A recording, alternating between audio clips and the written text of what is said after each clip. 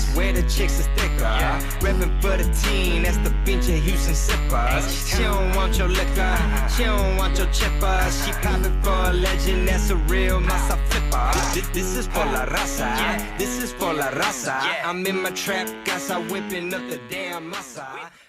Ladies and gentlemen, welcome to another episode of the What Did He Said podcast. It's your boy Chingo, Bling, the Ghetto Vaquero. I have Marisol Herrera. Herrera. Wifey.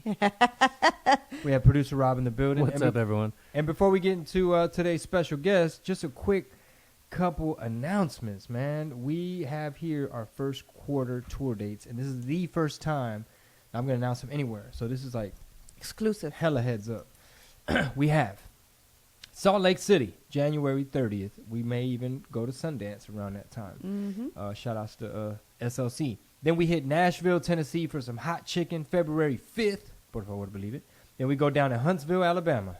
Yeehaw. February 6th. And then we hit the West Coast, Long Beach, California, February 21st. And then go up to Fresno. Not Fresno, February 22nd. And then we go to San Antonio, February 23rd. That's for something special that you're doing, though. But people can show up. That's right. I'm a part of this lineup, and I think they're going to be filming it. So then we go to Kansas City. And we're going to announce the tour name real soon. Kansas City, February 27th. We might be hitting Miami. Don't know yet. But we go to Naples, Florida, March 8th. And then Phoenix, what up, AZ, March 13th.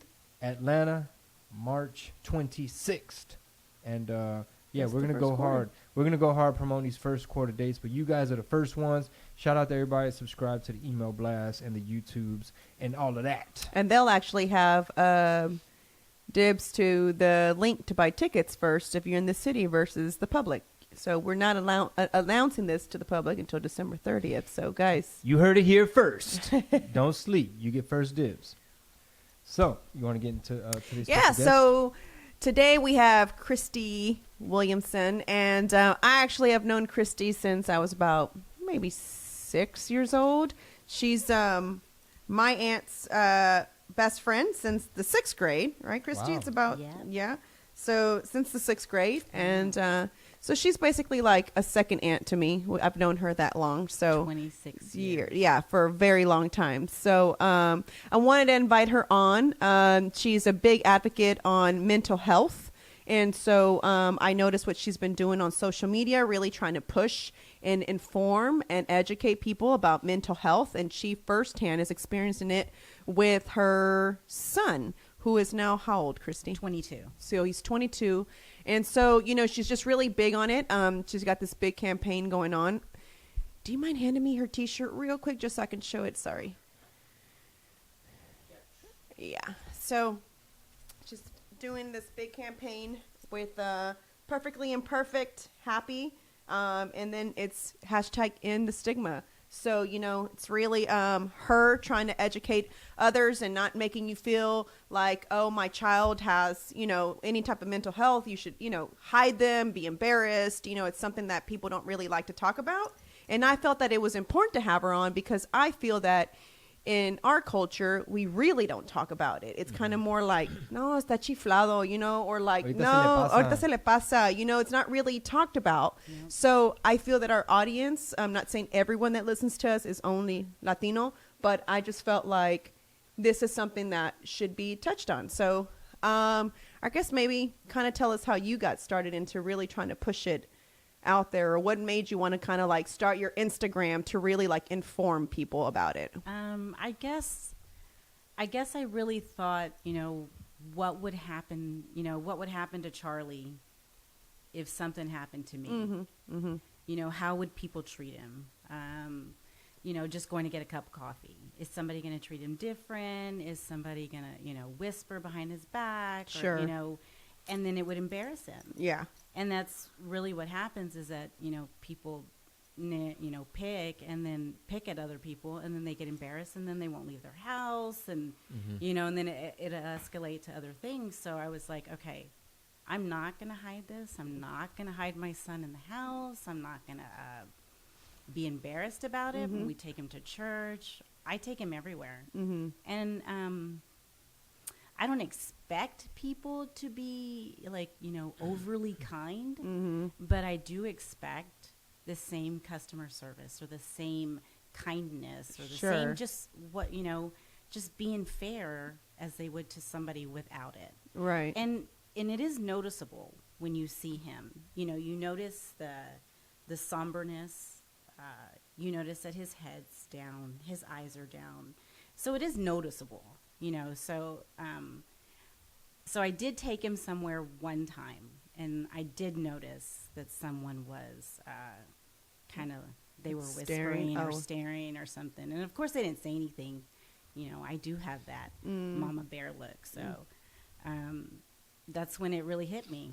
I was like, people need to know. People really need to know, and they really need to the awareness is there.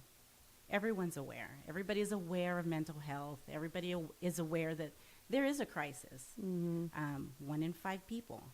1, 2, 3, 4, 5. Look in a room. 1, 2, 3, 4, 5. No joke. That means one of us may have it. Oh my goodness. So it's time to take action. Yeah. I heard that jumping around a little bit. I heard that anxiety is the most common form of mental illness. Is that accurate? Anxiety and depression. But people blow it off. Which is really scary. People go to the doctor for a splinter. My gosh, I've seen kids but in our culture, no joke, it's like, we'll just give them a butt whipping and, they'll snap out of it, make them, walk the line, make them, make them behave. Yeah. And sometimes you can't. It's a real deal. It's real. Another way I've heard mental health or mental illness explained to help inform people is that, for instance, they compare it to like, when your brain has some kind of illness or damage. It's almost like if you have a sprained ankle, people aren't going to say jump up and down, run, walk it off, like take your mind off of it. And I guess that's the example I heard where it's like it's the same thing. You can't just tell someone think positive, snap out of it, think positive. Have you heard anything like that? It's funny because our entire family has been totally affected by this. I mean, my extended family, my immediate family. And the funny thing is that my 12-year-old, she's watched. I mean, she has been to every doctor's appointment. She's been to every hospital visit. She's been when it was down to the nitty-gritty. She's seen it all. And one day we were talking, and she's like, if you're sad, oh, my gosh, just be happy. Look at the bright side. And I was like, Kat, do you understand that there is something wrong? I said, our brains are so important. And, I mean, we work out, right? We eat healthy. I mean, take care of your brain. It is, gosh. You can't get another one. You can't get another one. You can't put a Band-Aid on it. Yeah. Sure. You can't. And I couldn't get her to understand, no, you can't just snap out of it. No, it takes doctoring, You get a cold, you take some cold medicine, and you take care of yourself. You rest. The exact same thing. When you have anxiety, there's things to do. When you are depressed, there's a way to deal with it, to cope with it. I've also heard, I'm pretty ignorant on the subject, but I've heard that in some cases it's a like biochemical type of thing that may require, let's say, pharmaceuticals, or what are those, SSRIs or something? Or psychiatric, Yeah, and then there's psychotic medication. Then there's other stuff where it's not I guess it's not a pharmaceutical solution or treatment, and it's not necessarily biochemical. It's something else. Could you touch upon that? So, I mean, yes, you have to take your medication. You do not have a choice. I have been told many times, don't give it to him. He doesn't need it. There are other ways to deal with it. Other ways as in like holistic, or other ways as in like activities? Both. Okay. Yeah, holistically. Yes, and granted, I do lots of supplements. I am big on aromatherapy. I am big on, I put oils on him like crazy. I mean, I will walk around with a roller and I will roll anybody. Tell me you're depressed. Oh my gosh, I will make something up for you. But supplements, there are supplements like it's called GABA. It's a neurotransmitting vitamin. And I give him, what else do I give him? So I give him GABA. And What's in GABA? GABA is actually something that you produce. But when you're having, you know, your entire body is like this big walking chemical reaction, right? So think about it. If you're lacking something, it jacks with something else. So if you don't have that right combination, then, you know, all of a sudden you're, you know, I mean, it could be something simple as like you start sweating oddly, you know, or you think differently, or you wake up and you feel dizzy. Just some of the most random little things. If you don't have the right components that your body is producing, you know, you can have pseudo symptoms where you really don't have an illness, or you really don't have whatever a diagnosis. It's just a pseudo. It's just kind of like you can fix it with those vitamins, with that whatever the vitamin intake that you're missing, and then it fixes it. Where when it's in your brain and there's an issue, it's not that easy. So he has to take medications. It's not a choice. When you are having hallucinations, and you know, that's called psychosis. So yeah, so let's kind of like rewind real quick as we're going. Yeah. Right? So one, the question I guess I have is, when did you first notice that actually Charlie? What was the sign, or like, did someone at school tell you? Like, was it a teacher? What age? How old was he when this all started to happen? So, which is what I'm about to say is so common, it's not even funny. And people don't talk about it. So he graduated high school. Oh, he's older. And so he was going to go to Sam Houston. So he was going to go live in the country with his grandparents to go to this junior college to make up a couple classes that he needed before school started. So he goes out there. We pack his car up. We're all excited. We're taking pictures. Charlie's going to college. Woo, growing up. He was gone for a couple months. And I started noticing that phone calls were weird. He was very, very proactive. He was in the youth group in Livingston. And he was the guitar. He was head guitar. He played the guitar for the youth group for, forever. And all of a sudden, the phone calls were, everybody hates me at church. I can't go back. And I was like, well, who are you talking to? He's like, I can just tell. They all hate me. And I'm like, son, Charlie, I mean, he was Mr. Sunshine. Didn't talk much, never did. But he was so positive. He was, you know, he gave a really good disposition. He had a really good disposition in life. And these thoughts were coming to him, and everybody hated him. And I was like, okay, so I just kind of threw it off. You know, I'm like, you're going to be fine. You're going to start school. I'm not going to go. I can't go take that test. I can't leave the house. I'm like, okay. So then I try to go visit him, and I can never catch him. So this was a span of about 6 months. So finally, from graduation, about to 6 months later, May, June, July, August, September, October, he comes home November. And the reason why I made him come home was I got a phone call from his childhood friend's father, and he said, something's wrong. Oh, wow. Charlie needs to come home. I don't know what's going on. He's been at our house, which is within the same area, and these are like, I mean, they're like siblings. Near the junior college? Yeah. Okay.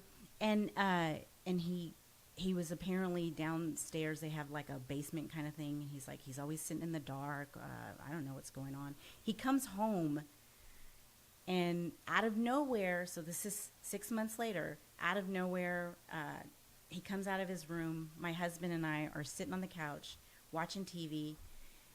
This is so out of character, because if you see him, he is nothing but one big walking smile. He turns to us and says, I know you're fucking staring at me. I know you're fucking talking about me. Number one, nobody's cussing in my house but me. And I looked at my husband, and I'm pretty hot-headed. I get like I'm quick. I have a short fuse. But something told me there was a problem. My husband looked at me, and we had noticed some little, the way he was walking. Things? Yeah. Like attitude. Yeah. And that was it. And we were like, there's a problem. Yeah. So we had to take him to the doctor. And once I took him to the doctor, then it kind of seemed to escalate, because I guess maybe he was becoming more aware of what was like, oh gosh. How did you approach that initial doctor visit? Good question. Like, yeah, what? Man. General practitioner? Oh, no. Or even with him? Where'd you call? Where'd you go? Yeah. So he's my oldest, and he's my only son. So I was terrified. What do I do? Where do I go? Who do I see? I had zero. And I always know what to do. I always know where to go, where to find whatever that needs to be done. And there I was. We were like, what do we do? So I had to call his dad, and his dad lives in Tyler. And I was like, I need you to be the strong arm, because he's 18. That's it. He's an adult. There's nothing I can force him to do as an adult. I was like, I need you to get him to the doctor. Please, I am begging. And he's my ex-husband, so I don't beg. No. So I'm bawling. I mean, I am crying. Something's wrong. I'm terrified. So I take him to his dad's, and, his dad takes him to the doctor, and they are going to set up an appointment, blah, blah, blah, and you got to wait. And he drinks a huge bottle of NyQuil because he wants to kill himself. Wow. Yes. Was that the first time that's Yes. when it was like, no, this is serious? And so nobody was taking me serious. Nobody was taking me serious. That's a problem. Wow. Until this. So you telling me no one gave a crap until he tried to kill himself? Wow. I mean, and that's the way it goes. Unless it's a crisis, no one cares. That's one of the problems, in the system. Yes. Where it's like early detection has a certain threshold for them to act. A huge threshold. Huge threshold. I mean, the minute you see it, be proactive. Let's be proactive. Let's not be reactive during the crisis. Why wait? And that set the tone for everything. That right there was what did it. And here we are 4.5 years later. Wow. But it was a process. It's been a long road, and we still have a long road. I mean, we still have a long road ahead of us. So after that happened, after he tried to drink the whole bottle of NyQuil, after that, was it like, okay, now we've got a doctor for him, he's going to go see him? Was there like, did he see a psychologist then? And then it was like that he talked to them, What's where the he protocol? expressed like what? Like a specialist? Like a type of thing? specialist?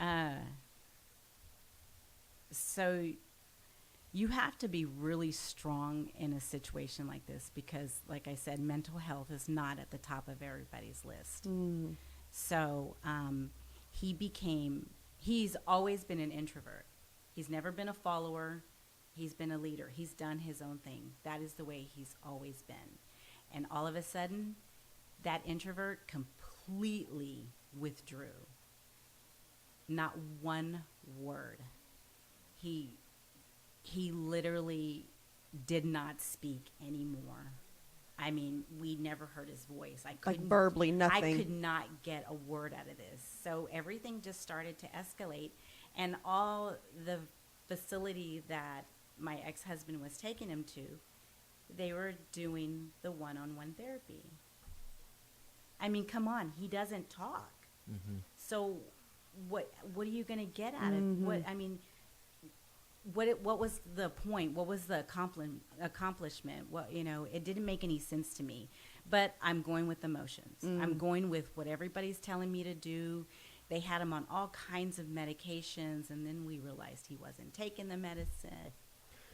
Well, he's very lucky to have you, like a mother that is hands-on, doing the research, like trusting your instincts. Like, no, he's not saying anything. What is one-on-one therapy going to accomplish? Did they give you a diagnosis? Well, not only that, here's the other thing is that I think sometimes us as just human nature, we kind of just go by whatever the doctor is saying. So Yeah. you're like, well, that's what the doctor said, so that's what we need to do. The experts. They're the experts, right? Versus like, wait a minute, I know my child. Let me do what I need to do, and then what about that? You know what I'm saying? Then you can question things, because I think sometimes we don't question things because it's the doctor said. So, you know, the doctor surely can't be wrong. You know what I'm saying? Right. Like, Right. so, Absolutely. you know. Absolutely. So what did they were they able to find and pinpoint diagnosis? So because of the psychosis, the hallucinations, and the delusion, so it's basically a schizophrenic, which is probably one of the most demonized words out there. Mm-hmm. You know, schizophrenia, which is a bunch of BS, because it shouldn't be. Mm-hmm. Now I've come across many schizophrenic people that are compassionate, that are loving, that are caring. And so that demonization is wrong. It's totally and completely wrong. And that's what really scares me, because this isn't exactly his diagnosis. Because 4.5 years later, so we have to go see a neurologist now. I mean, we're at a whole nother stage of life. And so I was looking through all his paperwork, and I was looking at all the diagnoses, because he's been in the hospital 9 times in 4 years. That's still actually not bad, Christie. So that shows how involved you are. Because I think if anything, probably in 4 years, you know what I'm saying? I think most other kids probably would have been in there more, but probably because you're so involved and on top of it. I mean, I know it's a lot to you, but does that make sense? It doesn't, in 4 years, 9 times, I guess for me, doesn't sound like a lot, because I feel like obviously you must be doing something to help him not end up in the hospital like every time there's a like an episode or, you know what I'm saying? I have learned so much to the fact that we have had crises. So the last time he was in the hospital he's literally has not been back in the hospital in a solid year. Last September 18th was his when he was discharged from the last hospital, and he was in there for the longest period, which was about 3.5 months. So we've made a pact. We have made a pact with him, and we have told him, under no circumstances will I put you back in the hospital, because there's nothing they can do that we can't do with the support system that he has. Because we've had doctors, we've been therapists, we've been through everything. But over the past 2.5 years, we've had the same MD, the same psychiatrist, the same therapist, and then we have him involved in all kind of therapy. So, so each time, sorry to interrupt. So no. each time it called for like, hey, we need to take you to the hospital. Would you call it like a psychotic episode or something that scares you? It's like, I need backup. So he went to the hospital the first time. His dad took him, and then the next time he was threatening to kill himself. He was in a psychosis. So he was having. He was hearing. So when he hears, when I say that he's hearing something, he's not hearing like some guy is talking to me. He thinks that birds are specifically chirping at him, and that like when he's walking, like dogs will specifically bark at him. They might be barking in the neighborhood. Just in general, yeah. But just in general. And the reason he's thinking that is because he thinks that he is so ugly, and that they are like targeting him, like. But he's not like, oh, they're chatting like we're chit chatting. But he has had an episode which we handled really well, and I was so proud of us. I know that sounds scary, but he went into a psychosis like a couple months ago. He decided to drink a whole bottle of CBD oil, full spectrum. I'm a big advocate for medicinal marijuana. I do not think that.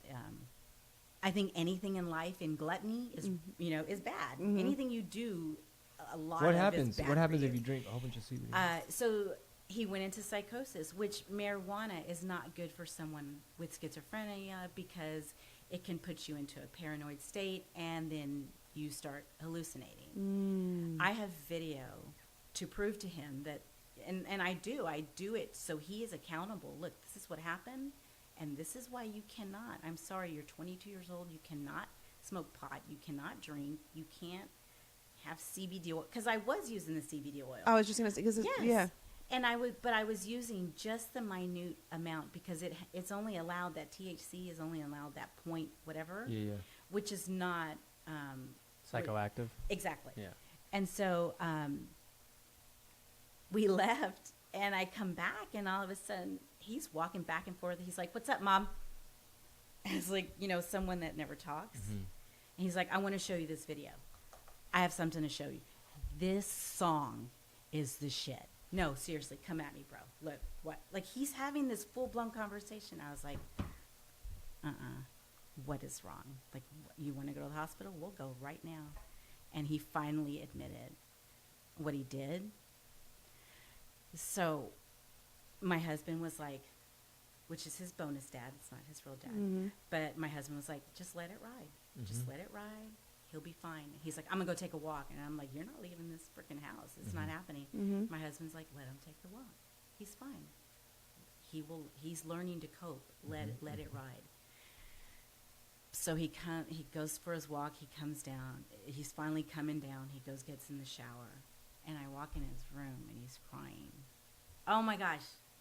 Like, he's totally crying. And he's like, I'm sorry. No, he's like, he I'm realized sorry, it, Mom. yeah. He's like, I know I shouldn't have done that, and blah, blah, blah. And I was like, son, I'm sorry that you cannot do the things that experimenting crazy 22-year-olds. You can't. Yeah. So, pardon my ignorance, but, like, everything you described sounded kind of, like, positive? Like, kind of, like, safe? Exactly. Like, he was talking? Yes. Yeah. Was there a part of that just, like, well, I'm not used to seeing him do that, and maybe he overdid it? Or like, what It's part was not scary? a positive, because I forgot to say the scary part. Okay, so we're in his room for 45 minutes. I had to stay in the room with him. I wouldn't let him leave the room. So I'm sitting in the room with him, and he's talking to me. He's telling me this, out of character stuff. But he's got like this rapid eye movement to the right. He's like, not right now. Not right now. I was like, who are you talking to? Can you tell them to mind their own business, that we're trying to have a conversation? So then he stands up, and he goes to his window, and he starts looking out the window. So there's the paranoia. He's like, not right now. All right, wait. And I was like, so what are they telling you? So I'm embracing it. I'm going with it. I'm like, fine. But the only reason that I feel more comfortable doing this, and I'm not afraid anymore, is because of all the research that I've done on my own, and that all the doctor visits. Doctors are expensive. Yeah. So I'm going to get my time worth, and I'm going to sit there, and you're going to answer. But you know what? And they've never, tried to shoo us out of the room. This group of doctors that we have, I swear they love him as much as we do. They're all there out of Waco? Yes. But I'm also, I'm that mom.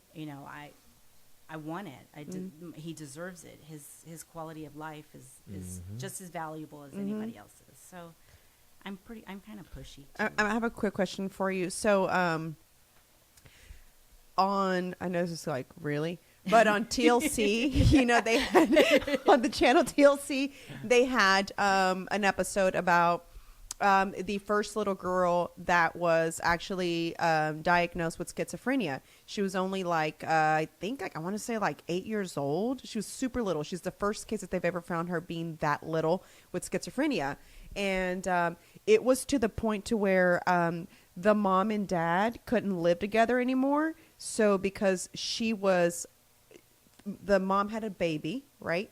And so now they were afraid. She, I guess, tried to kill the baby one time, and that terrified them. So the mom lives in an apartment and then the dad lives in another apartment next door. They had to sell their house to make this work. And so even though it's like a waste because they're obviously spending money on rent, but they live next door to each other, they're only allowed together for a little bit, and it's supervised too. But what made me think of it is she too would say that it was 7 who was making her do these things. So it was like, we don't know who 7 is, but the mom, same thing. She started asking, she would say, can you please ask 7, to not be here today because we're having family time.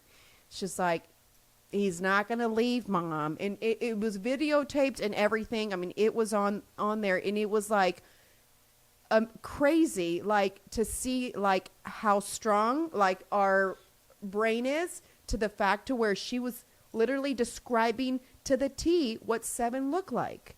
Like there's this whole other person.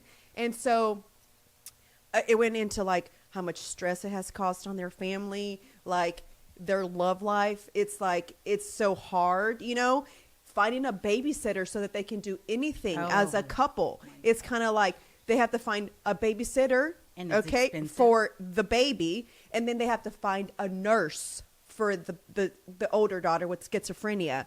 So, it's like, there's so much involved in having a child with, mental health, to where it's like everyone's just probably like, well, just take them to the drop them off at some kind of like facility where someone can watch them. No one wants to take the time to kind of do it. You know what I'm saying? So it just made me think of that episode where the little girl was kind of like talking to 7 and asking 7 to please leave because her mom was getting mad, So do you know who this person that he talks to is, or is it just like this was just the one time and it was the influence of the THC, that. So I guess I have a little issue with it. I've never seen that show. I should probably watch it. But yeah, I think it was like a long time ago. Yeah. They were trying to speak about mental health, bipolar. They had different, and then it got shut off. So I don't know if it was like too much for people to handle, to where it no longer came on TLC anymore. So I don't know. Maybe the information wasn't right. So when I tell you that I'm pushy and I find my answers, I will go above and beyond to find my answers. So there's this stuff called Kratom. Tom or something like that. Okay, so there was a documentary on Netflix. Did you guys see that one? Mm-mm. No? Okay, so there's a documentary on there, and there's a doctor on there. So I hunted him down. So I had to come to Houston one day, and so he finally called me, and we had a 2-hour conversation about, he didn't give me any advice, any doctor advice. I just wanted to know about his son. His son was really depressed. He tried to kill himself. He was just having a really bad time in life, and he was always drunk, high. I don't remember exactly, but he was struggling with life, and so he found this stuff. And my question to the doctor was, is this something Charlie could take? And it was a no. It was a quick no. And I was like, okay. But then he did start telling me about, he did a lot of research, and I'm sure he has access to way more stuff than I do, information. And so he was like, you do realize that people with schizophrenia are not aggressive. They're not angry. That is not their initial.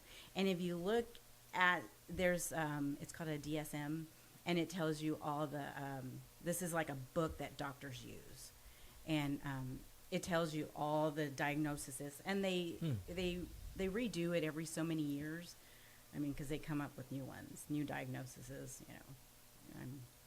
I'm scared of cats, so it's a new diagnosis. No joke. It's crazy. Yeah. So he was explaining. The brain is complex. So. Yeah. And he was explaining this to me, and I was like, yeah, he's never been like aggressive or scary or, it's been out of character.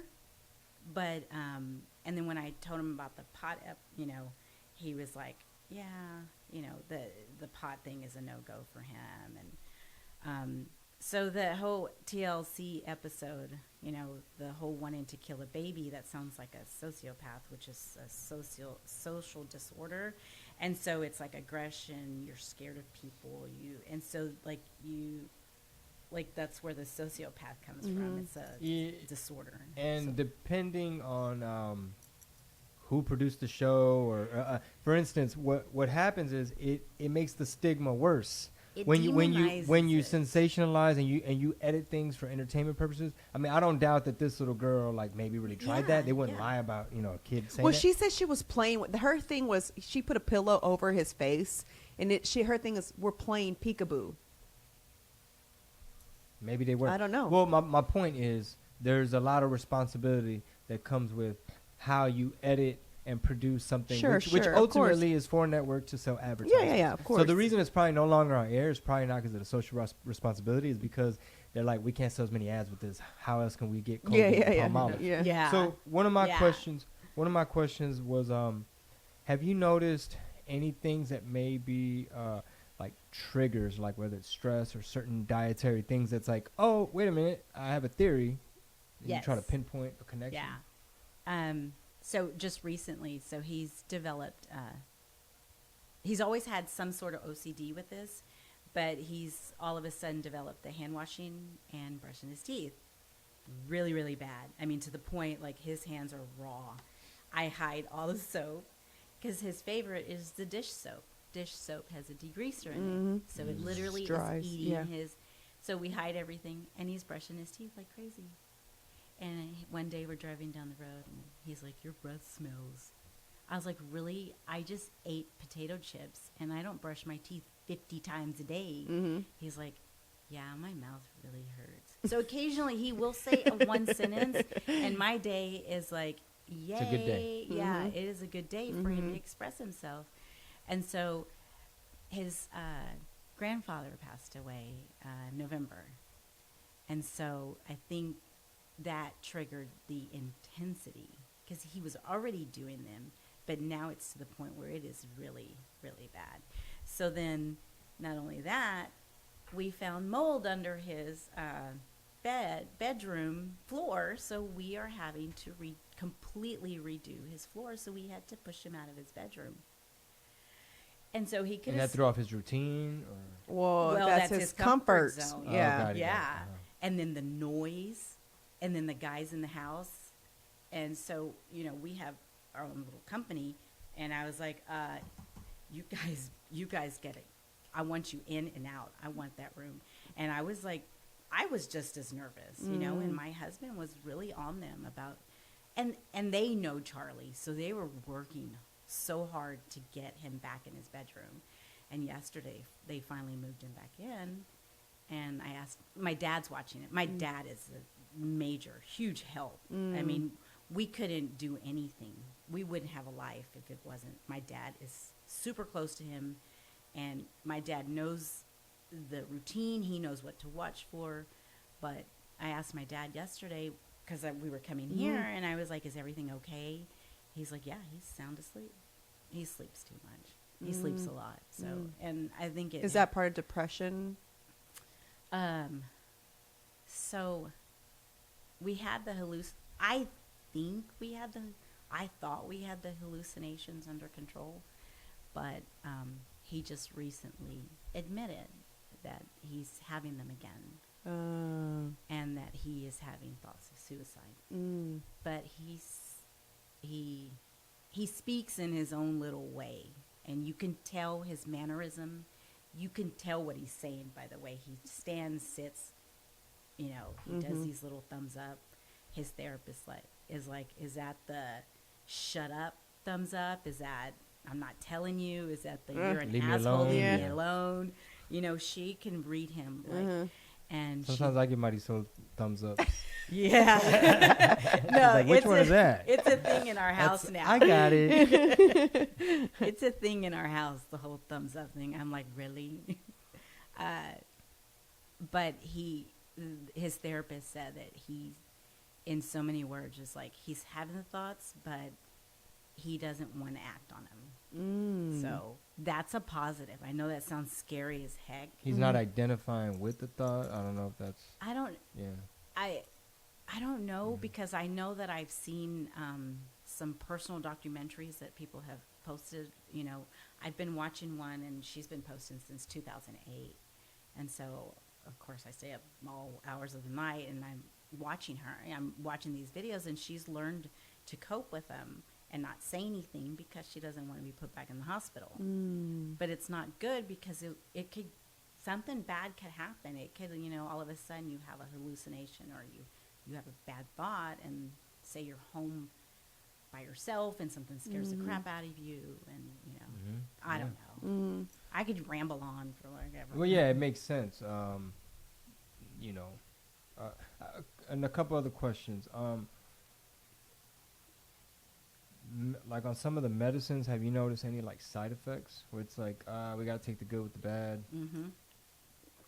That's what the OCD has come in from. Some of the medicine stuff. Yeah. I heard that OCD is almost like related to, or like an offshoot. It's like a form of anxiety. Oh yeah, totally. So it's called mutism, like not mutation, like your body's mutated, but the not talking is an offset of anxiety. It's like debilitating. So then you have an anxiety, like all of a sudden you have an anxiety episode. It's overwhelming. You get flushed, hot. You know, everybody's different, and some people will have just the urge to go wash their hands. You get whatever sudden urge. They call them tics. So like all of a sudden, you know, you just develop something. I don't know if this is mutism, but when I went to that prep school and my parents like drove off and left, you know, and my sister, it's like being there in that little dorm room by yourself, and then you have the phone in the hallway. I don't know how many times it happened, but like I just had like the biggest knot in my throat because it's like, man, I'm in 9th grade. They're in Texas. I don't know shit about New Jersey and blizzards and stuff. And I'd like be on the phone. They'd be like, you know, hey, like Miko, you there? And I just couldn't even get a word out. I'm like, damn, that shit was mutism. Yeah, Borderline mute. Yeah, because it was, you know, I guess traumatic, you know, for a 13-year-old. So absolutely. I guess in that sense it was like kind of debilitating, but I don't know if that was like. Oh, totally. Yeah, you hey, Chingo sitting here diagnosing himself. Hey, everything Christie's saying. He's like, shit. Google. Hey, he's going to start. Speaking of genetics, there's some motherfuckers in my family that we got the same. You have no idea. I will diagnose you. I know. He's like, shit, can I have Christie's number? I'm having this episode. Marisol been acting funny. I think she's being triggered. You know, her routine is off, and I think she's getting triggered. What did you do? Yeah, right. I have a question for you. So walk us through like a day with Charlie. So like, let's say morning routine, night routine. What is it like? Okay, so I love social media. You know, you always see the great things, right? It's taken everything in my power not to post the bad things. 'Cause I want people to see that it's possible to have good days in between those bad ones. We get up at 6:30. All of a sudden, you start hearing the restroom door open, close. He goes back to his room. Open, close. Guess what he's doing? He's washing his hands. Oh, wow. Yeah. So I started giving him Benadryl. So no joke. I don't think Xanax is a good thing for anybody. I think it is helpful, yes, to get you through a bad time. But a half of Benadryl can relax you and calm you. And so I started giving him the Benadryl so he's sleeping better.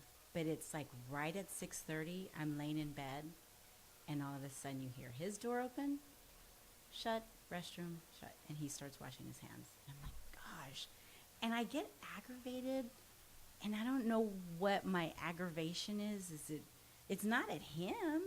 It's just like, I just want it to stop. Well, yeah, as a mom, I guess I can understand that now. You know, as a mom, you just don't, you're like, what else can I do? I'm doing everything in my power to help my child. Like, okay, something's got to give at some, you know what I'm saying? Yeah. So frustration, exactly. Okay, so that's the start of our day. Then he'll finally fall back asleep. I get Cat off to school. I come back. We don't leave him home for long periods of time. We will leave him home in increments because our office is like 4 blocks from our house. Okay, kind of like not this close, but you know, if I could have it, I so would have it right in my backyard. But I drop her off. I come back, and my day starts trying to get him out of bed. Sometimes I come back from dropping her off, and, you know, he would have texted me, will you get me a burrito? So so that means, okay, we're going to start our day off really good. And so I'll come home and I give him chores. Some days he's on point. He doesn't want to work outside the house. We don't think that he actually could hold a job anyway right now. And so he will empty the dishwasher. He will help with the dogs because they are actually his dogs. I've posted one of a black dog that was supposed to be his therapy dog. I hope my husband doesn't see this, but if he knew how much I spent to get that full trained, I'm going to whisper it like nobody can hear, right? Close to the mic. Whisper close to the mic. Can you blank this part out? And we spoil him so much, like family, that, I mean. The dog? Yeah, and I'm just like, seriously, like, it's just, you're supposed to be a therapy dog. Yeah, you're supposed to do certain things. The and dog's he's like, needy. where's my steak? Yeah. And This is not medium rare. so he's supposed to, walk the dogs, and he doesn't do that. But he will help brush the dogs and take care of the backyard. I wonder if that's in a good therapeutic. mood. I'm sorry. I wonder if that's like therapeutic. Why you get scared? She almost fell. He's about to like. Triggered. It's your trigger. He's about to knock me So over. is other chores like therapeutic? Yes. Okay, so I'm a big advocate also for Montessori schooling because you're active even when you're learning very specific things like language arts. You're constantly moving and being active. And so this is kind of where it kind of came to me. Say you have a kid that comes to school and they're like in a really crappy mood, their parents just dump them off, because parents kind of agitate the kids. And then you drop them off to the teacher, and the teacher has to deal with them. Well, there's a process. It's called chair washing. And you literally have like a little bucket with some soap, and you get a chair, and you're like, hey, why don't you scrub the chairs? It's not, it's not a labor law thing. It's not a child labor thing. It's to literally get that aggression that, you're working it out physically. You've accomplished something, and you're done. And that's it. And you notice, and I'm saying that because I taught Montessori, and so I see all these little anxiety things. And when I give him these chores and he's done, like he empties the dishwasher now totally on his own. And he's finished and he puts everything away, and then he'll go lay down. And so there are days that I don't even tell him to have to remind him. And I think that it's there. I think that he might have some sort of anxiety at that moment because out of nowhere, he'll just go and like empty the dishwasher, or vacuuming is a big thing. Sweeping is a big thing. The motions, because he works out 3 days a week. We just started we've always been extremely healthy, whatever. Okay, so back to my day, right? I'm like all over the place. Well, No, you're I'm fine, curious. yeah. How does the gym stuff? Have you seen any changes? Yeah. Well, we've always been really healthy. We've always we've always worked out. We're a family of, working out, and then we totally slacked off. And the days that he goes to the gym with a personal trainer, he works him out hard. Good. I mean, hard. Because Charlie used to be extremely fit, all vegan, the whole shenanigans. And I notice on the days that he comes back from the gym, he's not washing his hands as much. He sits up straight. Will you take me to Chipotle? Is like, all right. No, when he makes me mad, I ground him from Chipotle. Oh, that's terrible. How No, dare you? I know. My husband's like, seriously, Christie? Yeah. And then some days my husband's like, no Chipotle, Charlie. You're watching your hands too much. Well, that's interesting that the exercise and yeah. the workouts, you see a change. Yeah, because I was reading something the other night, and it's called SMI, and it's something that psychiatrists will diagnose patients with when it's just something it's not working, and they get to a certain age, and they're like, okay, this is going to be a lifetime thing, and it's called severe mental illness. This is the actual diagnosis.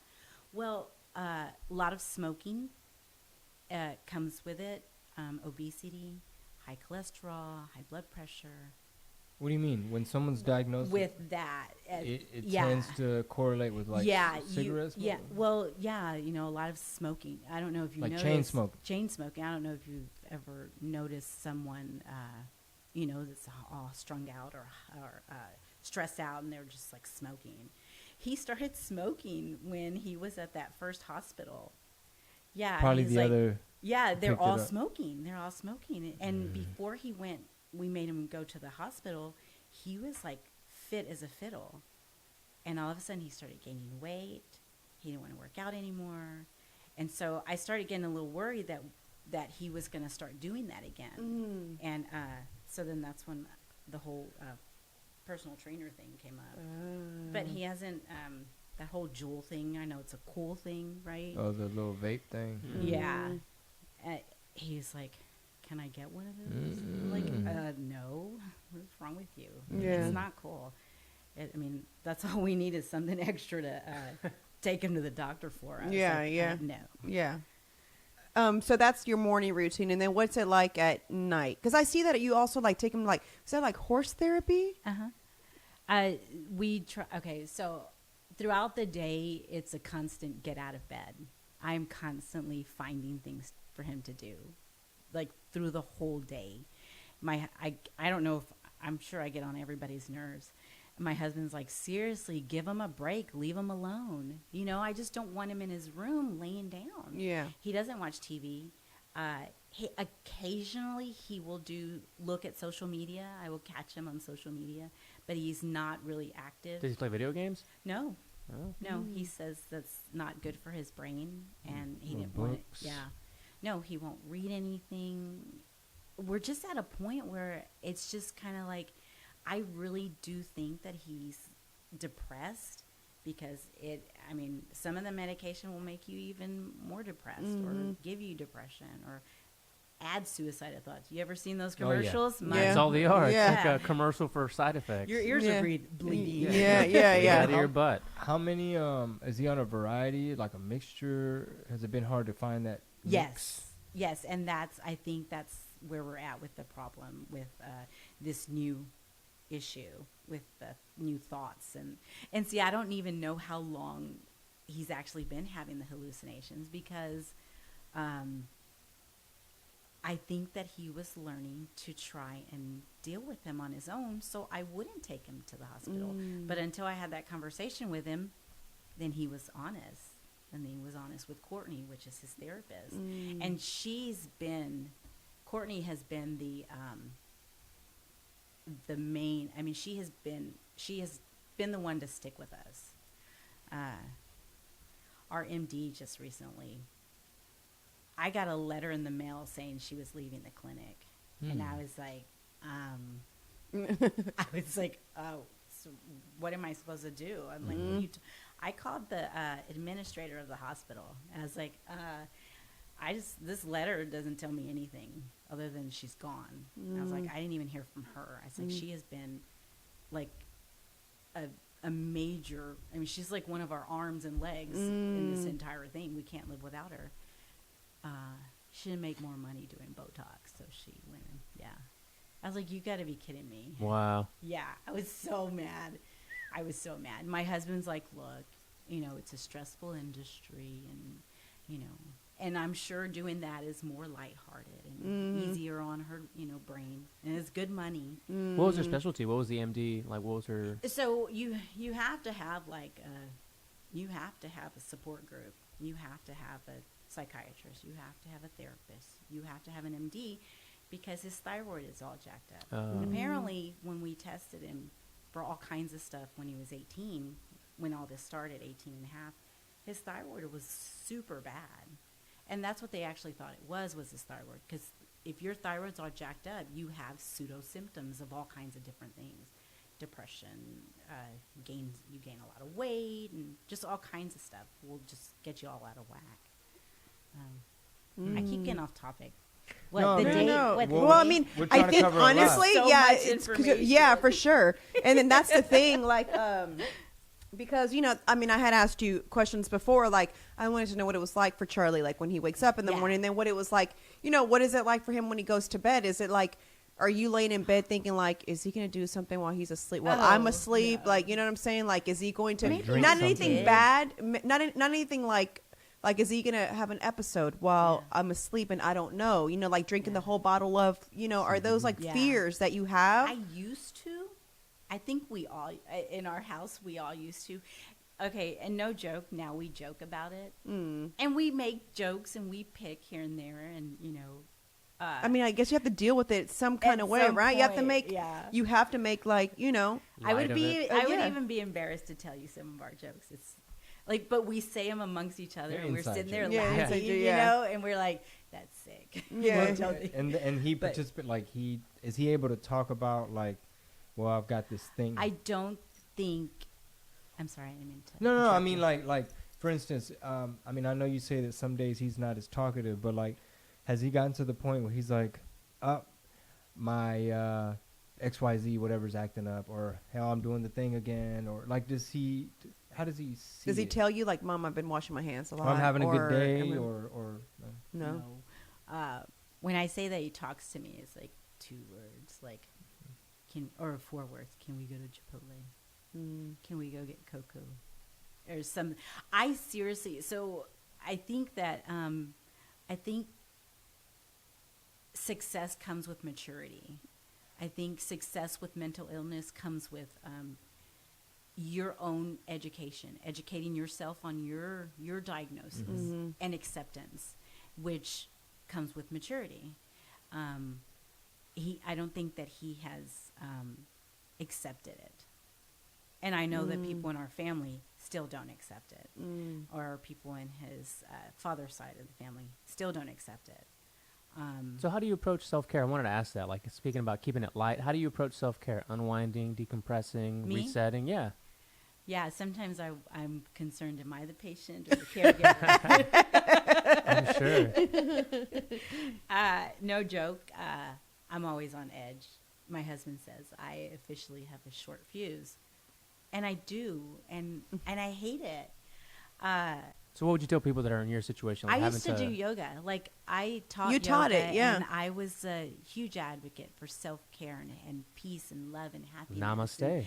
And namaste will take you out, right? You know, at any point. And I'm like, I have just recently turned that corner. I gained a lot of weight. I was super duper angry. Man, me and God were having some serious arguments. I was beyond angry with my spiritual being. I started working out again. I'm taking better care of myself. I'm putting makeup on. Hey, I feel you. I had to wear it today, but usually I don't. So And I hate it. I don't shop. I've never been a shopper. But I have promised that I was going to buy myself like a shirt a week or something. And I found this little bitty boutique in our town that's next door to the place that Charlie likes to have breakfast. Oh, that's part of our routine. I take him to breakfast. He loves eating out. And I've decided, how can I tell him to take care of himself when I'm not even taking care of myself? Who am I to gripe about, you need to go to the gym, it's good for you? Or get up and do something, put some good clothes on. I buy him clothes all the time, and all he wants to wear, he has like 50 gray shirts and and a bunch of black shorts, and that's all he wants to wear. Me and Charlie have a couple things in common. Yeah. So I'm trying. So you're just trying to lead by example, basically? Like, Yeah. And if I don't take care of myself, then, you know, I'm worthless to everybody. And I am trying to work on my my anger, being so angry about why is this happening. I think I've passed the why is this happening to us kind of pity party. I'm past that, but I am still angry. have they have and they I ever? love to travel. Yeah, you do. If I'm at the beach, that's my happy. Yeah. Oh man, yeah. So did they ever technically pinpointed what triggered this to happen to Charlie at 18 and a half? Have they ever like found why or how it even like kicked off And does he remember life before all this? this? Like, man, when I was 16, like I was an average. Yeah, you know, he's very aware of everything. Oh. He is. Okay. I constantly, and I'm not kidding. If he ever probably says one word, it's if you ask him, does your mom, my BFF, we talk on the phone all the time, her aunt. And we talk every morning, and she's like, Charlie, is your mom getting on your nerves already? And he's like laughing, yes. You know, so I forgot. What were you asking me? No, I was saying, like, did they ever pinpoint exactly like what happened at 18? Like, was it the move? Was it too much for him to handle, or what triggered it? Because I know sometimes it can be like something traumatic that can trigger, like, because they say even being bipolar, you can go through an entire life without having it, but then something traumatic can happen, then it'll trigger it. So did they figure out what triggered that to happen at such a later time in his life? I think I'm like a research junkie. So between the ages of 18 to 25 in males is when it's going to hit. If it's an issue, if it's going to hit you, you have the genetic intake or something like that in you. But whether it's triggered or not, like genes activate. Yeah, I can't think of the right word, and I don't want to say the wrong thing. But it's there, and so between the ages of 18 and 25, and it's more prominent in men for this to happen. It does happen to women, but this age, and I have drilled his friends, people that that were at the church. I have spoken to family members. I have, does anybody remember anything? Did something happen? Were you guys, because he liked smoking pot. I mean, I'm sorry, I like the smell of it. I don't think that it's a bad thing if it's you not can. at all. No, it's great. If you can, but if you can't, you can't. Yeah. I had his, one of his really good friends, and she checks on him all the time, and she's moved on with her life. She's got, she's everybody's got a life now, and she swore up and down. He's always been, which I think it's something that he grew up with, is we've always tried to do everything as organic as possible. We've always, you don't put bad stuff in your body. And she swore up and down that, there was no acid dropping. She swore that there was nothing other than pot, and that he was very, he only bought the best stuff. He had a really good job, saved all his money. And that, so as far as drugs, some of the family members say, I bet it was Kush, or I bet he did blah blah blah, and I bet blah blah blah. Oh, that K2, like the the synthetic K2 stuff. synthetic. And I know that at some point maybe they did try it, or he had a puff, and they say that that's all it takes is one puff. Or if there was a traumatic event, if there was something that happened, something bad, and I've been very open with him verbally about saying certain things, like, with somebody, like rape or touching you, or a fight, or somebody was ugly, or like just something, and nothing.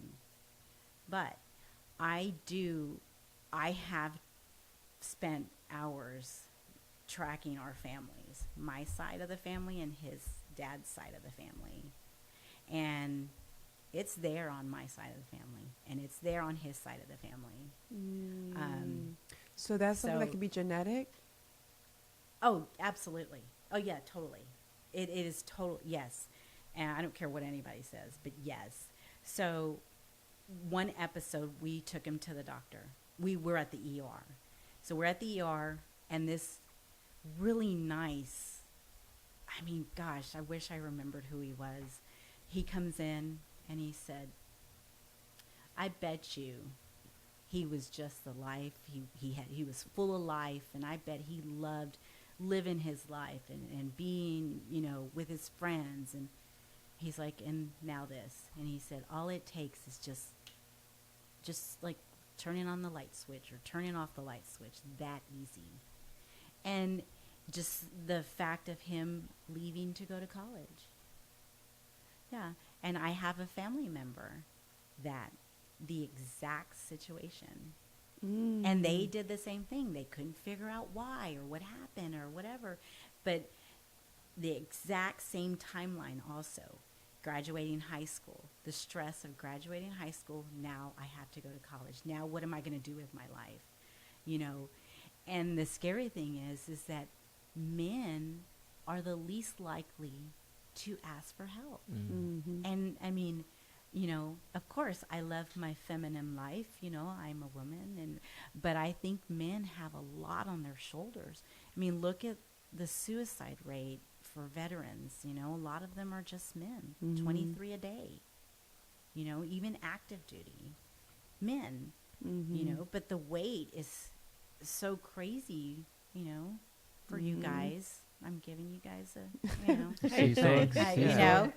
I'll be trying to tell Marisol. No, what do I always try to do I feel I feel that about, you know what I'm saying? Like him being, I mean, yes, we work together, you know what I'm saying? So equally our work is, you know what I'm saying? Like, you know, I do as much work as he does, obviously, but the stress of his stress is different from my stress in the business. You know what I'm saying? So I try my best to take a lot of that off your shoulders so that you can be creative and, you know what I'm saying, trying to like, because without that creativity, there is no job for him. You know what I'm saying? Right. So, I mean, I agree with that, you know, and I even tell him like, should I just go back to work? Like maybe like, I you know, worry about that too. yeah, like should I go just go back to work? It's like I tell him that all the time, you know? We're good. The interesting thing about what you mentioned is that on top, like the overall thing is like the brain is complex. The doctors are trying their best to pinpoint, and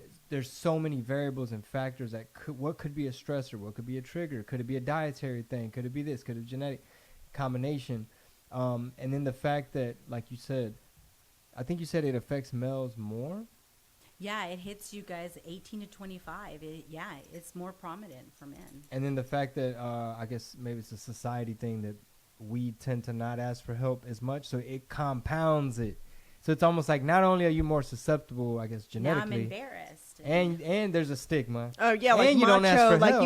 you can't ask show for your help. emotions, Yeah, can't And show that's love. where we get into the culture shenanigans. Especially Yeah. with Latins. Especially, with certain, I guess, ethnic groups or cultures or minorities or what have you, where especially, like, we always joke about, like, from a Mexican background, how you have, like, the machismo or some stereotypical things, but it's like, it's almost like, walk it off. yeah. No. Suck it up, man up. As I look at one of the comments, like, "What's up, Mandilon?" This is somebody just commented that. Cheer up. Yeah, and those words hurt. Yeah. You hear that, everybody? I was told, you know, why don't you just let my husband whip his ass? He just needs a good ass whipping. I'm like, what is wrong with you? You know, and I'm not trying to say, you know, don't spank your kids or whatever. That's not what I'm saying at all. I'm saying when there's a problem, there's a problem. Yeah. You know, Address it. Address the situation. Don't act like it doesn't exist. Yeah, and for don't sure. be embarrassed about it, because that's what makes it worse. And that's when you see all of the BS in the news media, on TV or in the movies or whatever, you know, and they show all the bad stuff. Well, hey, why don't we like encourage all the great stuff? Because there is, you know, I'm sure the good can outweigh the bad, you know. And the world we live in too, like, on top of there being a lot of ignorance and stigma, you ever worry like, okay, I have to keep an eye on Charlie because some people in society may not be equipped or trained to deal with, like, you know what I mean? Like, imagine like he's going through an episode or something's happening in public, and, you know, he thinks somebody's looking at him a certain way, and then here comes Mr. Police Officer that maybe didn't have the training. You know, that's got to be a fear. Wow, what happened? It has happened. So in the beginnings of this, so he was having the hallucinations. And when I say that he's not aggressive, he's not. So, like, the worst thing that he was doing was shooting the finger. But he thought, you know, like, he thought that people were staring at him because he was having some serious, they call it body dysmorphia. Like Michael Jackson could not, like you feel you are not, like you look like a monster, and why were people staring at me? And so he shot the finger at the wrong person. I was in Hawaii. Oh, that's when we were in Hawaii. No, this was another time when I was there, and I get a phone call that Charlie got his collar broken. Oh. Collarbone? Collarbone, yes. And I'm like, because the time is different. So I'm laying there, and I'm just like, just crying. Not like ugly cry, scary, but I'm just that cry, just like Jesus. oh, Yeah. I mean, you know. And then when I calm down, I'm mad. Mm-hmm. I'm like, what happened? Some kids were in a so he was walking around the block, and some kids were threatening to throw rocks at him. And so Charlie shot the finger. And so the dad was like, hey, blah, blah, blah. And so Charlie, he was very active at the time, and he was very physically fit because we've always worked out. And so Charlie ran. You can't catch him. He's super fast. But the guy ran after him and shoved him to stop him.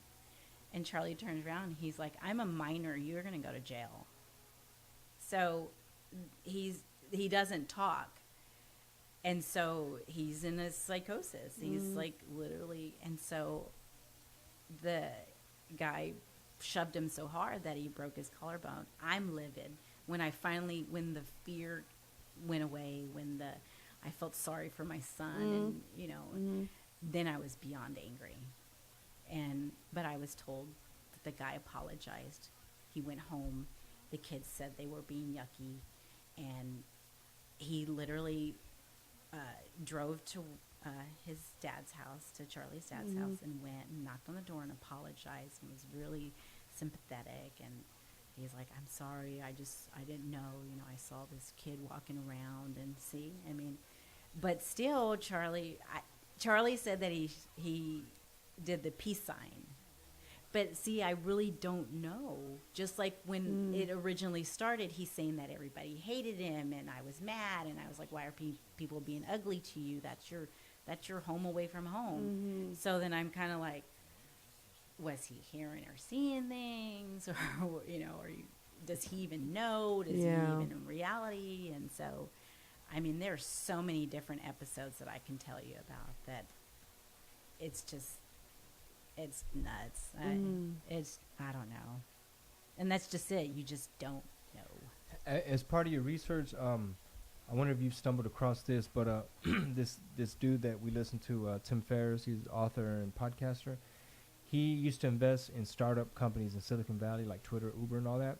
And he suffered from, it's like he almost killed himself, but it's like he said genetically in his family, it's like severe depression, and I'm not sure what the actual diagnosis is, but long story short, he stopped spending money. He took a break from investing in startups, and he put millions, and he gave it to this organization called MAPS, M-A-P-S. I don't know what it stands for, but they research things that are supposed to help with, like, different types of mental illness. So you're like ayahuascas or MDMA for PTSD.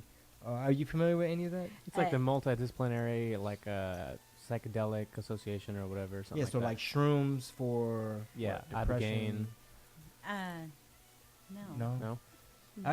Yeah, that's interesting. I wonder. I'm not an expert on it, but I'm wondering. It's called MAPS. Yeah, MAPS. But I know that they deal with things like a lot of research, like scientific research, and supposedly.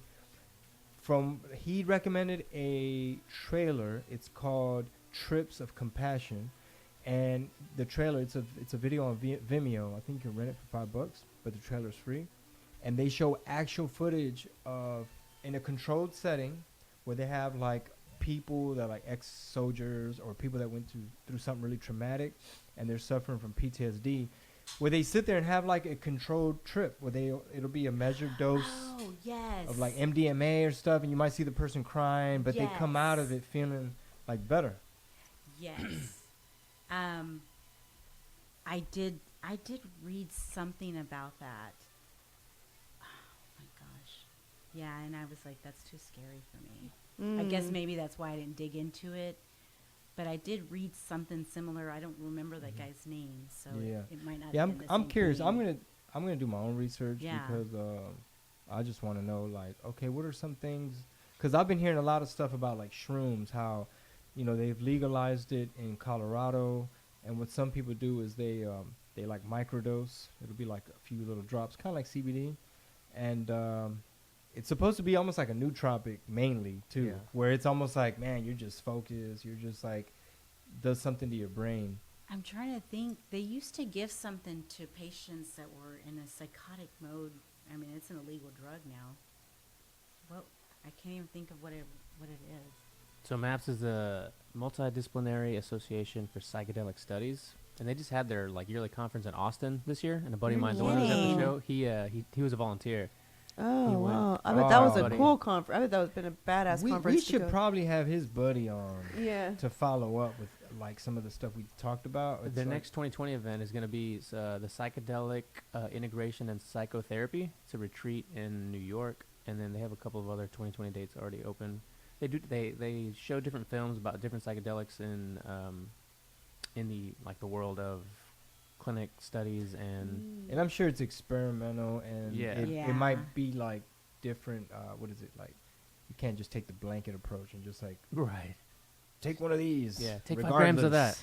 regardless. Right. Yeah, but Yeah. very interesting. So who knows, man? That might be like the frontier. I mean, I don't know, but it definitely can help with the stigma, right? Because it's like more people talking about like these really smart people gathering together, doing the research, doing the data. But that's just the problem. And the problem is that it's so complex.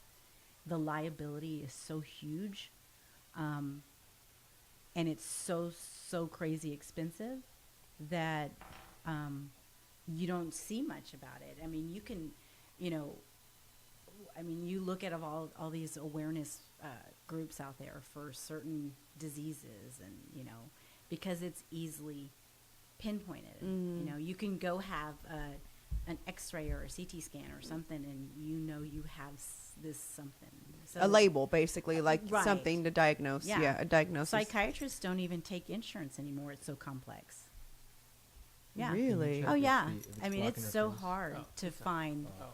It's so hard to find a psychiatrist that takes insurance. You got to pay cash for the good ones. Yeah. Really? They don't want to even mess with them.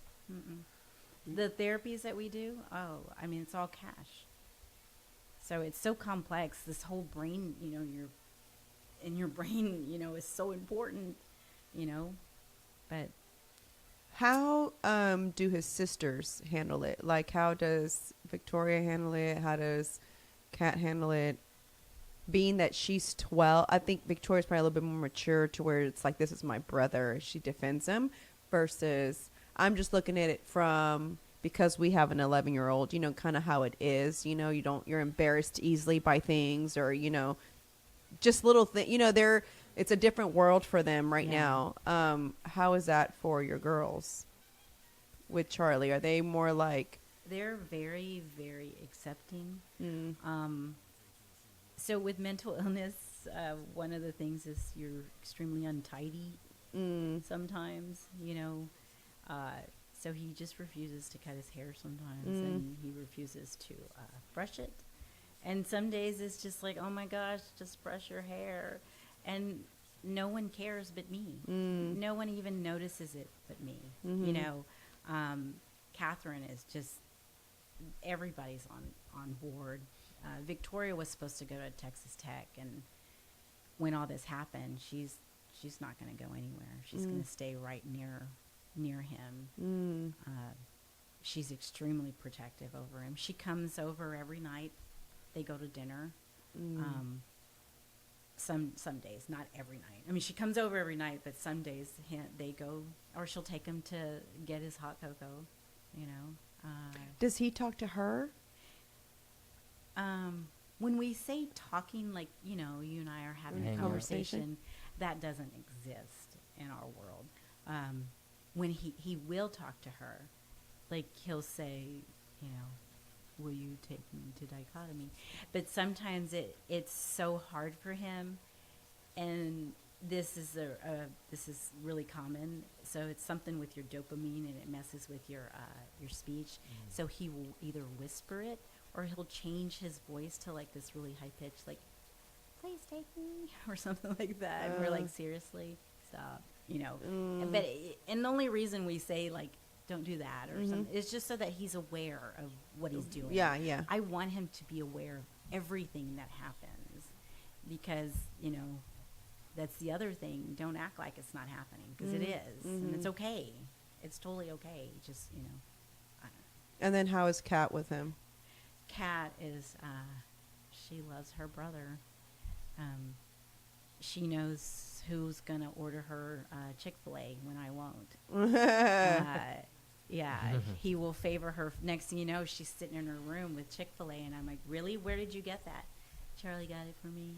See, I mean, the acceptance, she's not embarrassed of him. You know, her friends come over. We just met, like, this friend from California. They've only been here since, like, August. The mom, you know, she walks in. She's like, "Hey, Charlie, what's up?" You know, and just, like, totally. And I was, like, so surprised, because I try not to, like, have too many people over. And it's not really, I'm not trying to hide him or embarrass. I don't want anybody saying anything. Or it may trigger him too, right? Like That it may, like worries it me changes too. his Dynamic. him dynamic. So Yeah. it's Bring kind of their like, energies whoa, and wait a like- minute, you know? Yeah. No, I think it's more like I don't want to say, I'm like, you know, don't be rude to my son. Something, I think Yeah. I'm more worried about that, because people that do come over to our house, okay, maybe, yeah, you are right. I think that is another thing that I guess subconsciously, I worry that it will trigger him. See, some things I don't even think that I do for certain reasons, but I just do them. Well, also, whenever I had my interpreting agency, I would also take other clients with different disabilities. And one of the guys did have schizophrenia, but he had 2 bachelor degrees. He managed to get Exactly, married. yes. He had 2 babies, so he was fine. But the crazy thing is that my office was out of the like the church, the deaf church. It was their like coffee shop, and so we had our office in there. And so one day it was just T and I working on looking for his job, like you know, like okay, because you gotta kind of had to. I still kind of had to like, all right, we got to upload your resume. Like this is what we need to do, you know. And so the pastor comes in the computer lab, and all he says is, "Hey, Marisol, how's your day?" I said, "Great, Pastor Craig. How are you?" "Great." And so he's like, he's totally looking for someone and was asking me. And then he turns around and he says, I said, "Oh, this is my client, so-and-so." And then, so the pastor goes, "Hey, nice to meet you." And then he just turns away and looks down. And then he says, "Miss Marisol?" I was like, "Yeah, what's up?" He's like, "I got to go." And I was like, "Why?" He's like, "I got to go." So I guess his other person in his mind said that he didn't like the pastor, he didn't like his energy, and he didn't want to be there in the same place as him. So one of the when you go to the trainings for working with someone with psychosis is you have to accept whatever it is they're saying.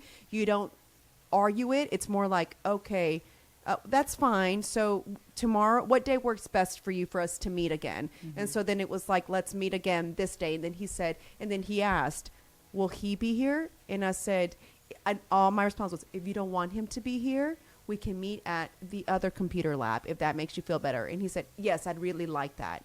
And so he left. He left because whatever he felt from him, or he kept saying the pastor was evil. That his friend was saying that the pastor was evil and was going to try to take him away from him. So whoever this person is his friend or whoever that he imagines, whatever, he didn't like the pastor, and he felt like the pastor was going to take that friend away. So I don't know. Like, Charlie's very specific about who he gets in the car with, who's around. If I have certain people over, like new people, he won't come out of his room. But I have certain friends that do come over. He'll come out of the room. He won't say hi or anything. He'll just look down, and I'm like, you need to say hi. And he'll say hi. But the whole getting in the car with certain people, yeah, he's really specific about. And he's, he goes into certain places by himself. Of course, I'm sitting in the car watching him. He doesn't know that. But, like, he goes into Chipotle alone. He goes to get his water. He's totally he's a water snob. He goes in and gets his own, he does that by himself. He will go to H-E-B, but it has to be a specific H-E-B. He'll do that alone. But I totally, and you have to go with it. You have to embrace it. Yeah, that's what. Don't demonize it, because that's it. They're gonna shut you off. Yeah, the state kind of gave us a little crash course on how you handle when you work with someone with schizophrenia, bipolar, etc. All those things. It's like really, honestly, it's like almost like a handout. Like, here you go. We're gonna discuss the handout, and hopefully, you're able to handle your client. So for me, when he said that, I immediately was like, oh, he's having an episode. This must be what they were talking about. Because, you get their case and you read the episodes they had. So I was now the fourth agency he was working with. So none of them they were all afraid of him. And so they felt like, oh, he's going to come back and do something to us. That's what that's what the notes were. Stopped working with so-and-so agency because they felt they didn't feel safe. And honestly, he was Korean. So his family also, because honestly, you're curious, And so I asked him, so where's your family? So no one wants to talk to him. Basically, like, they think he's crazy. He's like, oh, my uncles think I'm crazy. But his job was they owned a like a little grocery store or whatever, and so he helped stock things. Meanwhile, until he found a job that had to do with his degree, but he also had already worked for like Apple, like he customer service. You can, like, when your phone is you can work from home. And so he had that for a minute, and he did well because he was like a little smarty pants. And then a customer got upset on the phone with him, and that was it. He didn't want to ever be on the phone. He didn't like the phone. The only way I could reach him was through email. So he had no phone. I could never call him. He could never call to follow up on his. That's why we were working together. Is I needed to follow up on the jobs that he applied for. So there are little things like that for him were like, while to us, someone who doesn't suffer from any of these things, we feel like, what? Like, just do it. Yeah, I don't get it. just Like, be just happy. just get over it. Walk it off, man yeah. up. And it's crazy because one day he brought his son with him, and just a regular dad, like, sit here, we'll be done shortly. And so we were working together, and the little boy brought his little iPad. He was sitting there. I mean, he was functional. And so, but little things on his file said little things can trigger him. So I did have a warning, like, make sure you're not alone at all times. So I was always by myself with him in the computer lab. I never felt like afraid of him. But maybe I also didn't approach him maybe the way maybe he already felt the fear, from the other people he worked with. I think it's your personality. You have a strong personality. You're like, but you're, you're just good with people. Compassionate. Maybe he felt that. I don't know, but You're compassionate. Trying to get on that good side. Yeah, so it was like, wow. I was like, this is really interesting. And then it was like, I kind of wanted to take up on more clients, but I didn't get them enough, so it was like I wanted to compare, because like now I was curious after working with him, like, what's it like to work with someone who's more severe, who's trying to live life and, do things. What was Kanye diagnosed with? They said it's his SMI. Yeah. Yeah. Yeah. Yeah. Because he was on. He was taking. What was he taking? Oh my gosh, my brain is just blank. Oh, you know what they had him on? like medicine? I know. I read that he was taking certain depression medications. Oh my gosh. He also had some kind of bipolar issue too, though. That's part of. That was part of it. That was part of his diagnosis also. And you know, I mean, I've loved Kanye since the beginning. Oh my gosh. Mm-hmm. You know, I followed when his mom passed away. Mhm. That's when it basically just like Triggered, really. Yeah. Even I mean- before then, he was always like an interesting. Oh, he was bipolar Yeah, for he him, was right? yeah. It's Yeah, it was bipolar. bipolar. Yeah. Well, whatever it was, at one point he must have had a psychotic episode because remember they had to call for help and they Mm-hmm. had to take him.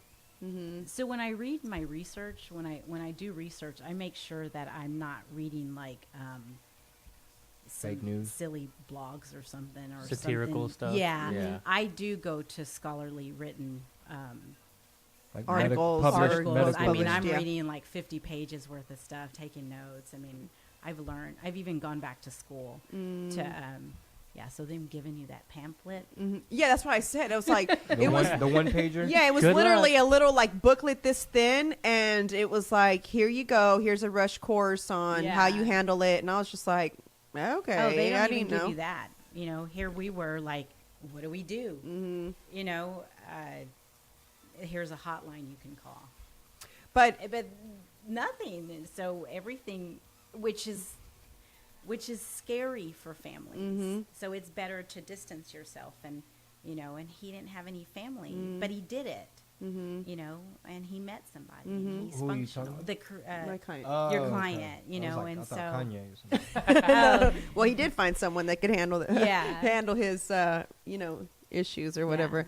Yeah. Yeah, And it's, he had it's his mom though, but Kanye had his mom. Yeah, that might have been a big trigger. And, as you know, well. and she was, you know, she was very involved. They were Mhm. very, you know, close knit. They were always together. Mm-hmm. So I'm sure that was his support, Mhm. you know. And then when she passed away, I'm sure that's what. And it just breaks my heart because everybody has something to say, Mm-hmm. whether you're famous or not famous. People always have something to say. I know I keep looking at my phone, Mm. so I make sure Charlie doesn't leave the house or something. Oh. I'm not You home. got the but ring. I'm not home, but I'm watching. Yeah. But back to Catherine. Yeah. So she's accepting and She's just witnessed Mm. quite a bit. How old is she? She's 12. Okay. I mean, so we had to take him to a hospital in Austin.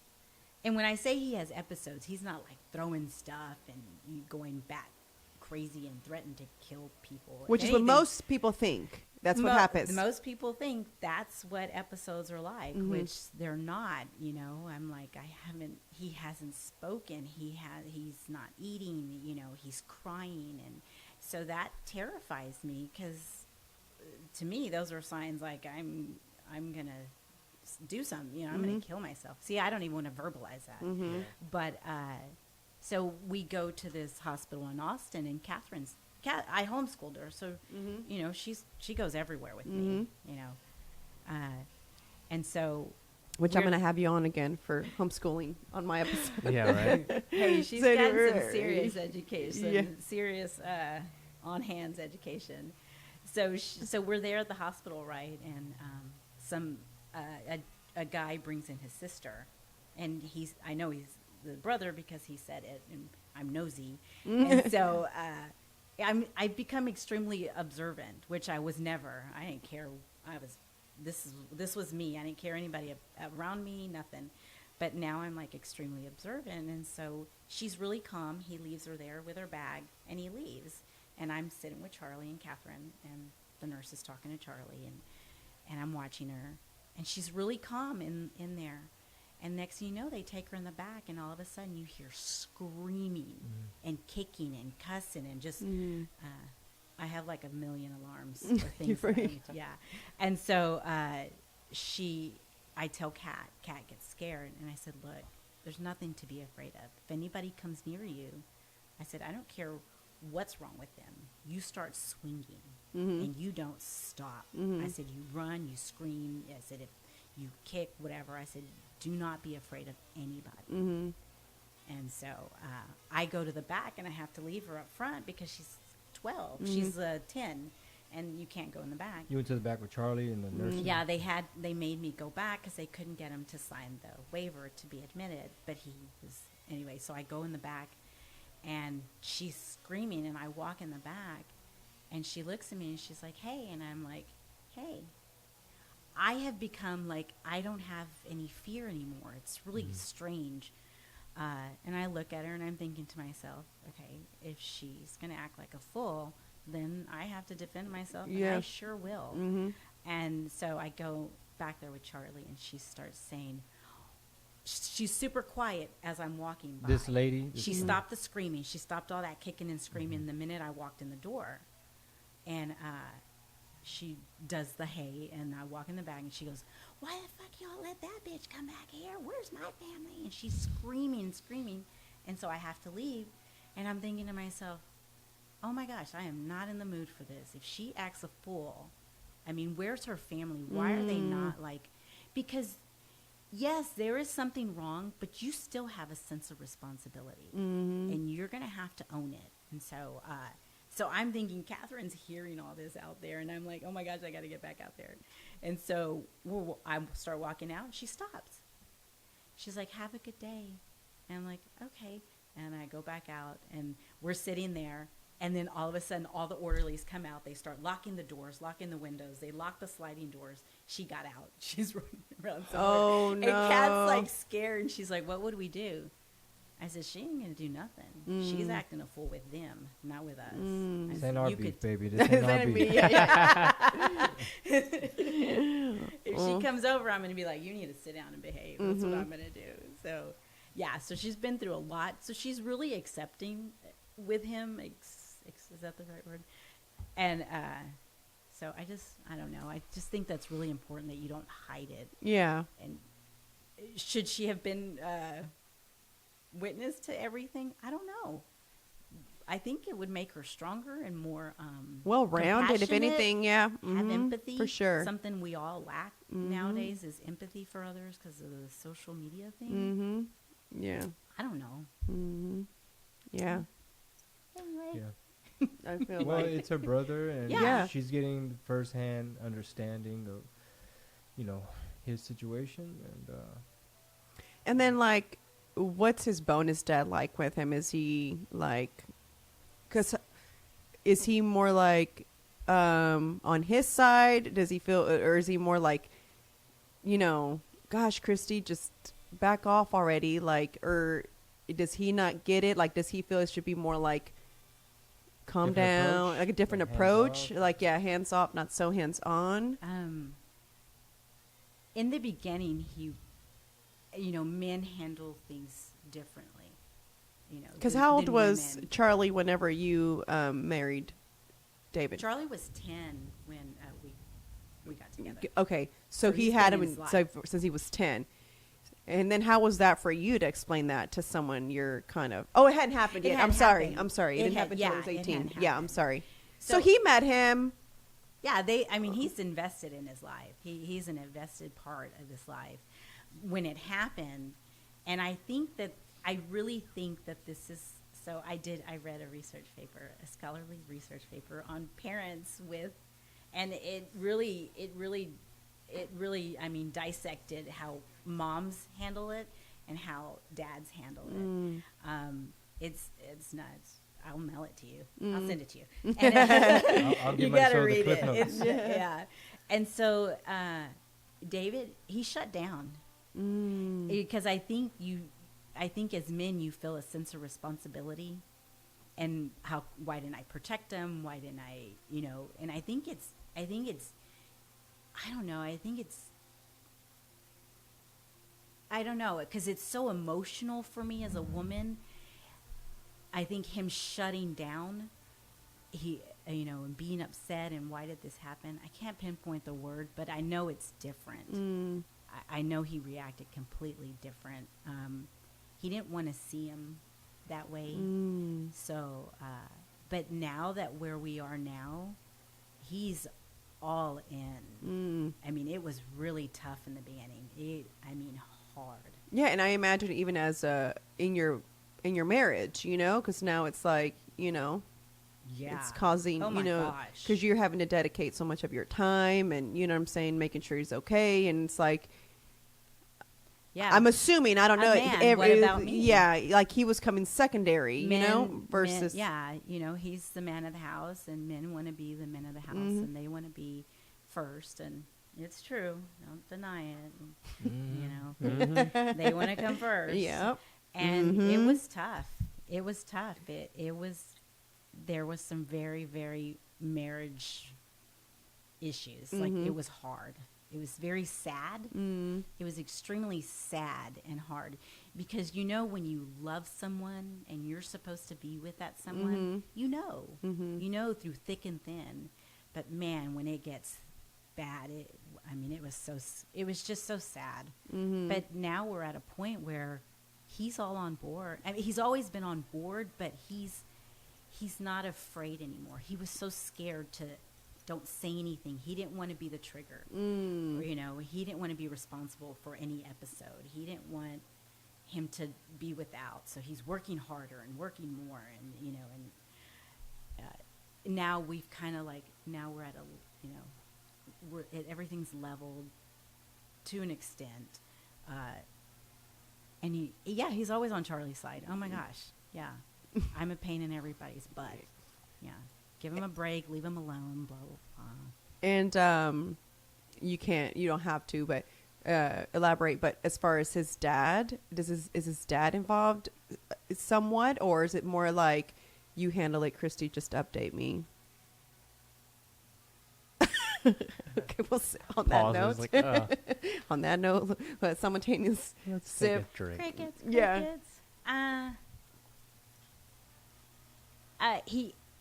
He really did help me in that beginning when I really needed him. When I needed someone to strong arm, and David didn't want to be that.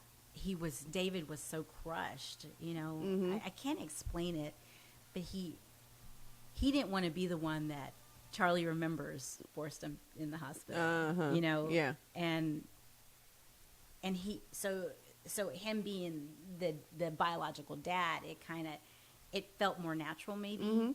And I was like, I need you to do this. I need it. And he did. And he got the ball rolling. So, when I had no clue, I was so clueless, which is so many parents, that when this crisis happens, there's nobody to say, there's no I don't even know. There's nothing. Like protocol, reference, hey, let me call my aunt to see. No. So I think you talked about this earlier, but I just want a refresher. So when you started noticing the change or some changes, you said he was 21 or no 18 and a half. 18 and he was away at college, and then he came home, and then you started. Yeah, he didn't even get to go to school. Oh, he didn't get to go to college. The yeah, friend's he dad had to called. come home. Yeah, friend's dad called. Yeah, he had to come home. So, yeah, that's when I noticed. And then I guess how long have we been on there, Rob? Almost 2 hours. Okay. Oh, sorry, wow. Christie. I respect your time. I know. Sorry. I didn't mean to. I mean, it's such an interesting topic because I feel like it's happening so much right now, and because I know you, and I know that you're being an advocate right now for it and trying to expose it and inform people. I felt like it was a great way for her to even have a bigger platform, you know what I'm saying, to be able to share. And I just felt like kind of in our culture, we kind of don't like to talk about those kind of things. We kind of just kind of brush it under the rug and just be like you said, just spank him, or oh, he's being chiflado, he'll get over it. He wants attention, attention. And things like that. We don't address it. And I just felt like it was something important that I feel like it happens more often now versus I don't know. It's because the girlfriend is always La novia, es la novia. Nah, es que la novia lo tengo de home. He's all sad. Yeah. And so true. Yeah. Because I know, Yeah. It is. And so I just kind of felt like that was something we needed to address. But I guess overall, so that we can, what if there's a parent listening right now and they're kind of going through it, where would you tell them would be their first step to take? What would you, obviously we'll give your information as far as social media where people can reach out to you, but what would it be a first step that a parent can take if they're like, oh shit, all the things that she talked about, I kind of noticed it in my child. I never even thought that it was something. A lot of times parents will also wait for school to diagnose them versus like them thinking there's anything. And I just know that from my history of work, previous work. You know what I'm saying? So a lot of times parents will wait until the school says they have a art meeting, and then it's like, we need to sit down and let me tell you what we've kind of figured your child has. And then it's like, oh, yeah, I kind of noticed that too. I just didn't want to, I didn't know what it was, you know, type of thing. So what step would you say a parent should take first thing if they kind of feel like something's up? Don't blow it off.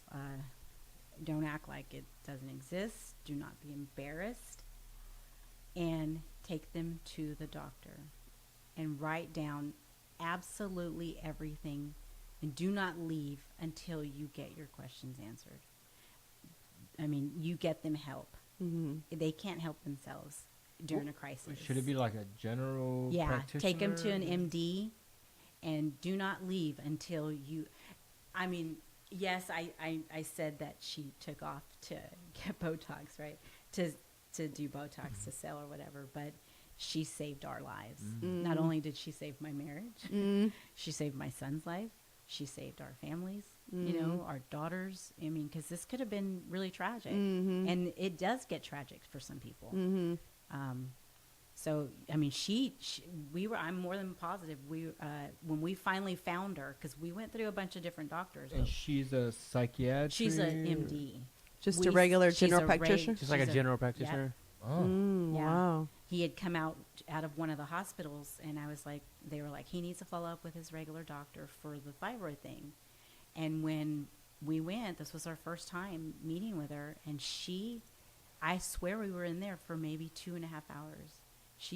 And every time we went back to her, she cleared her certain hours to make sure that she sat with him and she was thorough. And that's the key. Be thorough. They're human. Doctors are human. We all fall short somewhere. And so, you just got to take the initiative and you got to be their advocate. Nobody loves them more than you. Yeah, for sure. So, cool. That was a lot of information. Well, thank you for sharing your story. And, we commend you for just being transparent and sharing and bringing awareness, because somebody might be listening to this and it's like, oh, I really need to kind of like address some stuff. Yeah. And then what's tell everybody what your social media is on Instagram.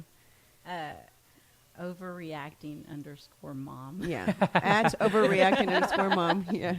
That's a great name. How long have you had that handle? Fits. It totally fits. Well, I tried doing Instagram like forever ago, and I had like 2 posts. Yeah.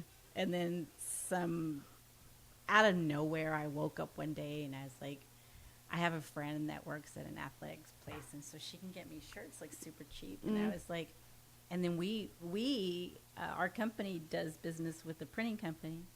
So I was like, I just made a bunch of shirts. I was like, oh my God, I'm going to do this on Instagram. Yeah. Cool. Yeah. And then Catherine thinks it's dumb. She's like, you're too old to be on Instagram. Seriously. No, but I actually enjoy watching, because as weird as it sound, it makes me happy, like to see when Charlie is like, he'll smile in a picture versus she'll make another post where he's just kind of sitting there with her. Like, you can tell he's like, fuck, I don't feel like being here. He's like, shit, she brought me out. Here I go with her, and then there's pictures of some days where where he is smiling, which I think is great because,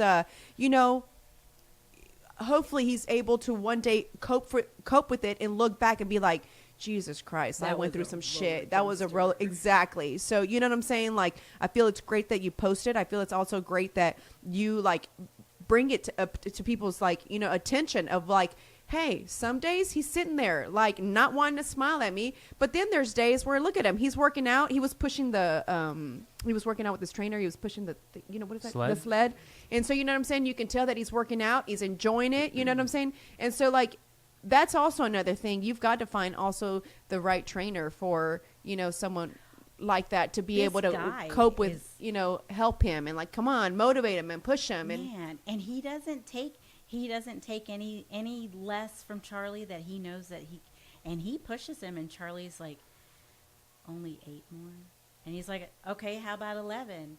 And Charlie's like, 9. He's like, how about 20? He's like, okay, 10. And I mean, in 4.5 years, Charlie's never been out of our sight, and he's either with someone in the family. A couple weeks ago, out of nowhere, I'm sound asleep.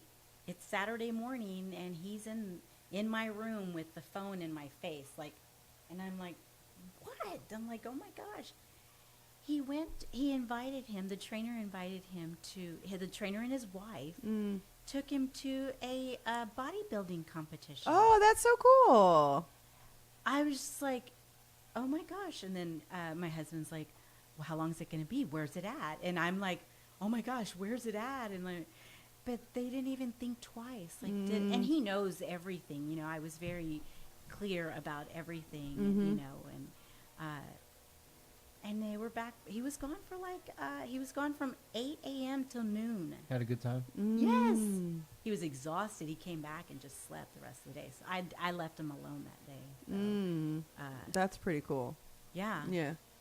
Yeah, I was just, I pray that only good, loving, Sure, compassionate of course. people are in his life. And it's happening finally. Yeah. That's awesome. I shouldn't say that finally. There's been a lot. There's a few out there in the world. Thank you Yeah. for making the Yeah, drive. thank you for Thanks for coming. having Yeah, me. thanks for coming Sorry, out. I And just rambled. no, good. I think it was very good information. Where I think people are going to like turn around and do their own research or reach out to you. Yeah. So, I'm thanks not for. a doc. I'm just a mom. That's Yeah, but these so, days, with research and stuff, it's like do your homework. you're in the same boat as some of these doctors. It's like everybody's trying to figure it out. Yeah, Yeah. for sure. Yeah. Yeah, I So thanks agree. again. So thank I you. appreciate it. I Yeah, love you thanks, guys. Christie. We appreciate you coming on. And so, tour dates are up. We'll be up December 30th. You guys got it first here on the podcast. So thank you guys for tuning in. And thanks again to @overreacting_mom. And say Yep. hi to Charlie for us. Thank you for listening. Peace. Have a good day.